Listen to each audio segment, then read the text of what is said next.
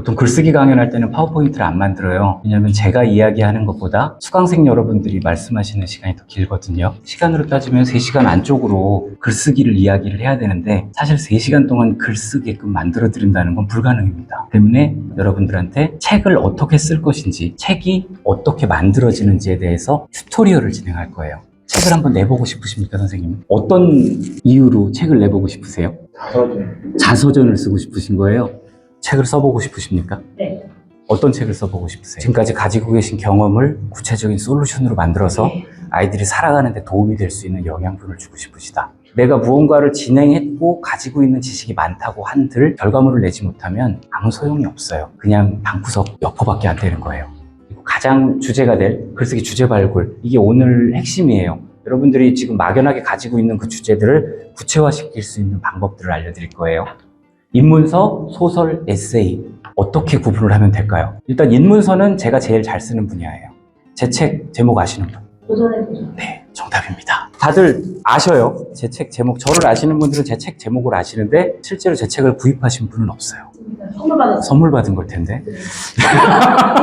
인문학이 뭘까요? 인문학이 뭔지 말씀해 볼 수 있는 분. 사람이 살아갈 때 계속 하세요. 그렇게 생각하는데 네. 문화적인 문화에 포함이 되는 거라고 생각하시는군요. 다른 의견도 있으십니까? 가지고 실제 내 눈에 보이는 모든 현상들에 대해서 지식으로 만들어서 글을 만드는 게 인문서예요. 인문교양이라고 하죠. 그 두 개는 그냥 붙은 단어라고 생각하시면 됩니다. 알면 알수록 똑똑해지고 몰라도 살 수 있는 것. 자, 그러면 이번에 소설 한번 알아보죠. 나는 야한 여자가 좋다. 이런 소설이 나왔다. 잘 팔리겠죠. 그렇게 해서 만들어진 것이 소설인데 소설도 사실을 기반으로 해요. 작가의 경험이 반영됐다고 생각하시면 돼요. 어떻게 해서든 글 속에는 작가의 경험이 반영이 돼 있습니다. 우리 아가사 크리스티라는 작가 혹시 아십니까? 추리소설의 여왕이죠. 오리엔트 특급살인, 그리고 아무도 없었다. 이런 작품들이 많이 있는데 트릭, 장치 이런 것들을 새롭게 만들어내서 사람들한테 극찬을 받았어요. 작품을 읽고 있는데 이 작품을 말해주는 화자가 있죠. 나는 이런 일을 겪었다, 뭐 이런 사건이 있었다라고 얘기했는데 알고 보니까 그 사람이 범인이었던 거라. 그런 식의 반전 장치들을 만들어냈던 사람이 아가사 크리스티인데 소설을 쓰기 위해서 그런 장치가 세 가지의 범주로 나눈 것, 어차피 다 똑같다는 얘기예요. 사실, 상상, 경험 모두가 다 녹아있는 것이 글이에요. 그래서 우리는 에세이를 쓸 겁니다. 에세이는 주제가 많아요. 이 글 쓰는 사람들은 목적이 다 있어요. 네.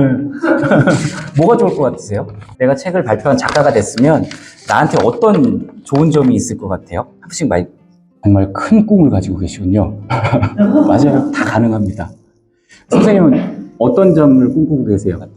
그러니까 내 스스로의 마음 정리가 큰 도움을 받을 수 있겠다는 거죠. 맞아요. 그거 다 이루실 수 있습니다. 이 글을 써냄으로 인해서 스스로의 만족감을 느끼고자 하는 분들이 또 있고, 그렇지만 또 대부분의 사람들은 경제적인 이유를 들어요.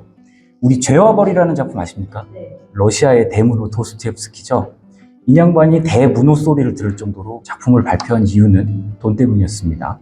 이분은 도박에 빠져있는 도박 중독자였어요. 저도 그런 경험이 있어요. 그전에는 제가 단행본 책이 없던 시절에는 어디 강연 한번 나가려고 하면 포트폴리오를 보내야 돼요. 그동안 어떤 이력이 있었고 어떤 활동을 했었고, 그러면 결제받는 사람 입장에서는 이 사람 요번에 강의하겠습니다. 그러면 결제자가 뭐라 그래요? 이 사람 뭐 하는 사람인데?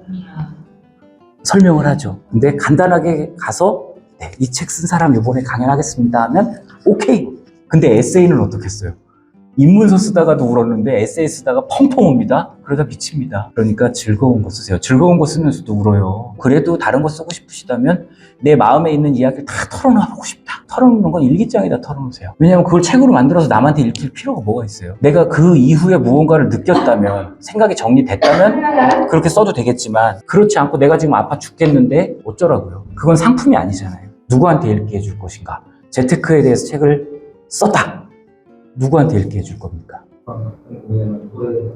또래? 30대 남성, 직장이 있어야 될까요? 없어야 될까요?